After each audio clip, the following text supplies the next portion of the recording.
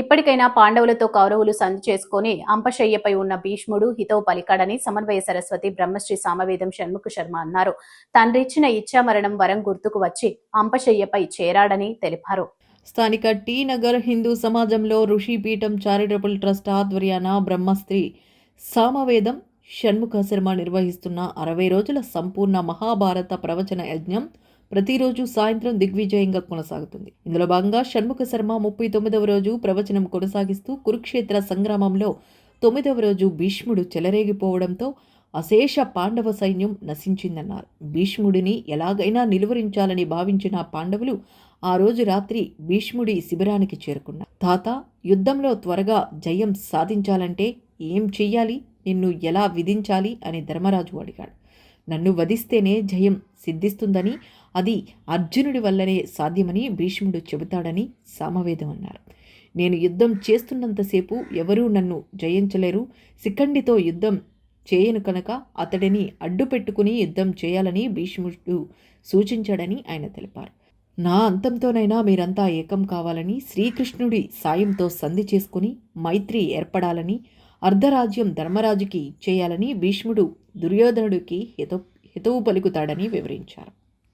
నమో మహద్భ్యో ఋషిభ్యో గురుభ్యో నమః. ఓం నమో భగవతే వాసుదేవాయ. ఓం నమో భగవతే వ్యాసదేవాయ.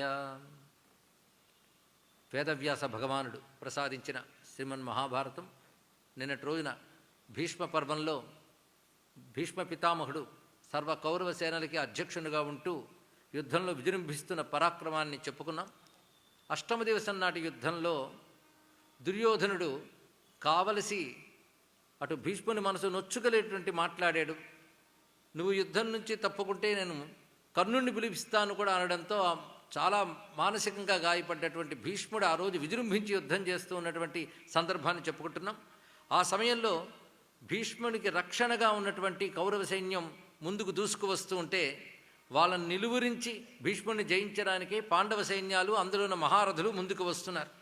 అందులో చిత్రసేనుడు కౌరవ పక్షాన్ని విజృంభిస్తూ ఉంటే అతన్ని అభిమన్యుడు ఎదుర్కొని ఆ చిత్రసేను యొక్క అశ్వాలన్నిటి కూడా చంపివేసి అక్కడున్న సారథిని కూడా దెబ్బ కొట్టి సింహనాదాన్ని చేశాడు. దానితో చిత్రసేనుడు ఆ రథం నుంచి దుముకి దుర్ముఖుడు రథంలోకి వెళ్ళి తనని తాను రక్షించుకున్నాడు.